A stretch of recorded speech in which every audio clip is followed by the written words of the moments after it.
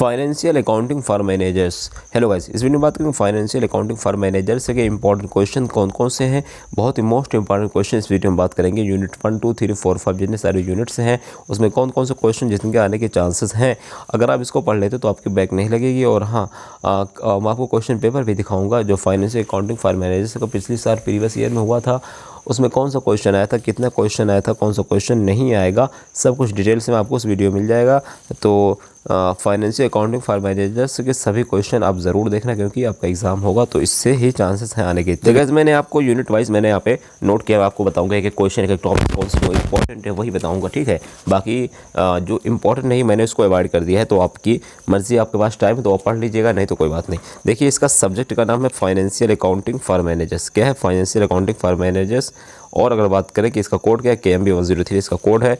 Unit first की बात करें कौन कौन से इंपॉर्टेंट, तो देखिए फर्स्ट आपका टॉपिक जो हो जाएगा अकाउंटिंग।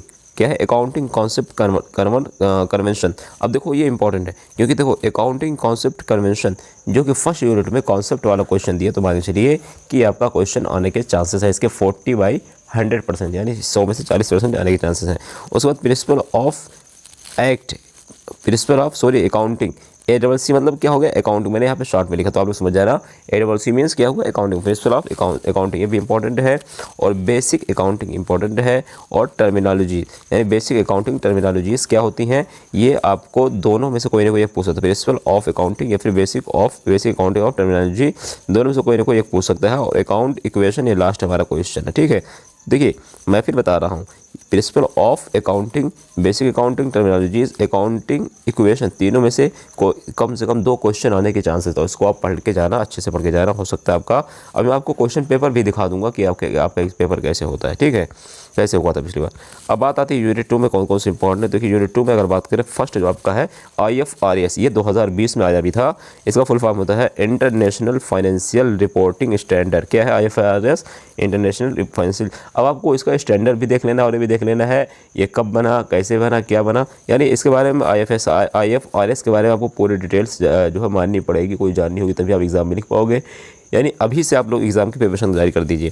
और उसके बाद बात आती है कि IFRS के बाद क्या है, फिर आपका आता है international accounting standard and principle, यानी इंटरनेशनल अकाउंटिंग प्रिंसिपल क्या है, इंटरनेशनल अकाउंटिंग स्टैंडर्ड क्या है। फिर आपका ह्यूमन रिसोर्स अकाउंटिंग, ये भी इंपॉर्टेंट है। ह्यूमन रिसोर्स अकाउंटिंग ये भी मोस्ट इंपॉर्टेंट है।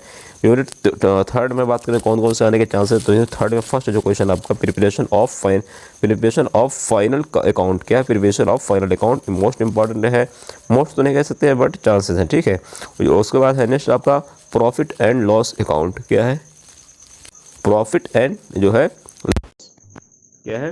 Profit and loss account. फिर आपका आता है double entry system of accounting. ये भी क्वेश्चन 2020 में आया था। Double entry system of, double या ट्रिपल करके मतलब इस टाइप का क्वेश्चन आया था, ठीक है। Double entry system of accounting, मैं भी आपको क्वेश्चन पेपर दिखा दूंगा।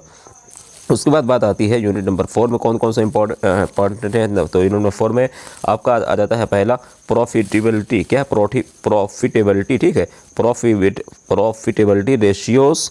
देखो रेशियोज से कम 1 से 2 क्वेश्चन हो सकते हैं। 2 मार्क्स का पूछ ले, 10 मार्क्स का पूछ ले, तो दो आपको चौथी यूनिट और 5वीं यूनिट बहुत ही इंपॉर्टेंट, इसको ध्यान से सुनिए। प्रॉफिटेबिलिटी रेशियोज और एक्टिव रेशियोज, ठीक है, ये हो गया। फिर मार्केट कैपिटलाइजेशन रेशियोज। अब आपको देखो रेशियो से कम 2 क्वेश्चन आने की संभावना है। कौन कौन सा?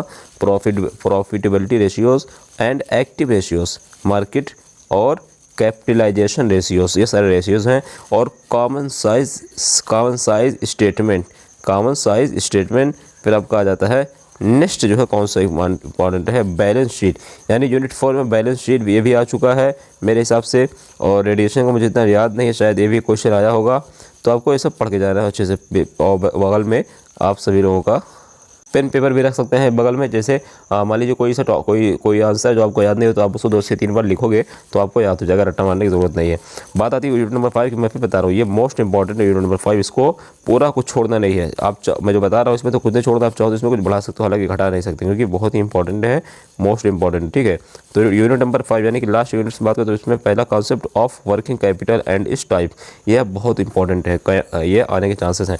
Concept of working capital and it's type क्या होती हैं।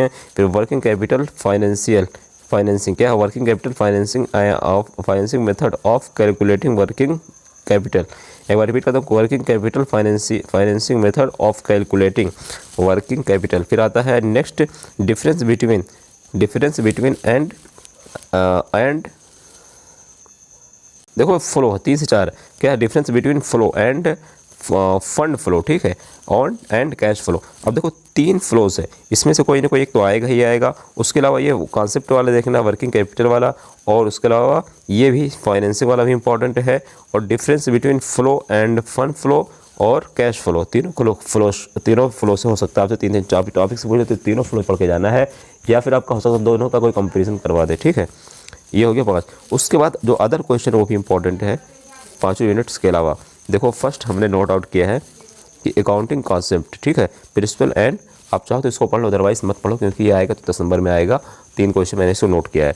क्या है पहला, accounting concept principle and convention for routine monetary transaction, ये हो गया पहला क्वेश्चन। दूसरा अगर बात करें, दूसरा कौन सा मैंने नोट आउट किया है यहाँ पे देखिए, create and prepare financial statement, ये इंपॉर्टेंट है, in according with generally accept accounting principle, ये इंपॉर्टेंट है। फिर बात आती है कि तीसरा कौन सा है, तो तीसरा है basic concept of and importance of working concept market management. एक बार रिपीट करता हूँ, basic concept and importance of working capital management.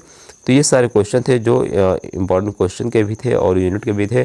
तो जितना सारा मैंने बताया सभी मोस्ट इंपॉर्टेंट है, तो इसको आपको पढ़ के जाना है। चौथी 5 यूनिट से कुछ नहीं छोड़ना है, सभी पढ़ लेना है। पहली का कुछ छोड़ सकते हो, लेकिन IFRS देख लेना है, बहुत मोस्ट इंपॉर्टेंट है। प्रॉफिट एंड लॉस अकाउंट ये भी देख लेना। प्रोबेबिलिटी रेशियो वाला, रेशियो यानी ratio market ratio, active ratio, 3 से क्वेश्चन आ सकता है।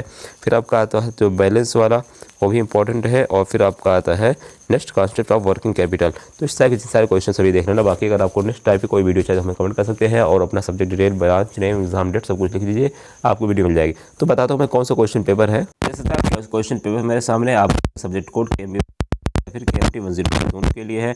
और यहाँ से आपका examination semester first theory examination 19-20 finance यानी 20 का पेपर है। फाइनेंसिंग अकाउंटिंग फाइनेंस दो टोटल 100 मार्क्स का होता है, और घंटा 3 घंटे का होता है यहाँ पे जो दिया हुआ, ठीक है। उसके बाद सेक्शन ए में देखिए मैं जो बताया उससे मैं आपको थोड़ा बहुत बताने की कोशिश कर रहा हूँ। देखिए कन्वेंशन वाला यहाँ पे दिया है ना, कंपेयर किया, हालांकि देखिए तो इस तरीके से कंपेयर वाले क्वेश्चन आने के चांसेस होते हैं जो मैं आपको बताता रहता हूँ। उसके बाद आपका गुडविल क्रिएटेड बाय रिलायंस करके है। दूसरा है आपको देखिए IFRS, मैं बता रहा था ना, देखिए इसमें आया है, तो IFRS बहुत इंपॉर्टेंट है, इसको देख लेना क्या होता है। और चौथा क्या है, ह्यूमन रिसोर्स अकाउंटिंग। हमने क्या ह्यूमन टू ह्यूमन वाला था, तो इसलिए थोड़ा बहुत हट के, यानी कुछ भी आपको बना के दे सकता है, उसी से मिलता जुलता, कोई ज़रूरी नहीं सेम टू सेम दे। फिर कैपिटल एब्सेंटेंस भी यहाँ पे दिया गया है, और इस तरीके से कई सारे जो है ग्रॉस वर्किंग भी दिया गया है। और ये सारे क्वेश्चन यहाँ पे क्वेश्चन पेपर आपको मिल जाएगा। थोड़ा लंबा है, 3 पेज का पेपर है, तो मैं सभी नहीं पाऊंगा कि वीडियो लंबी हो जाएगी।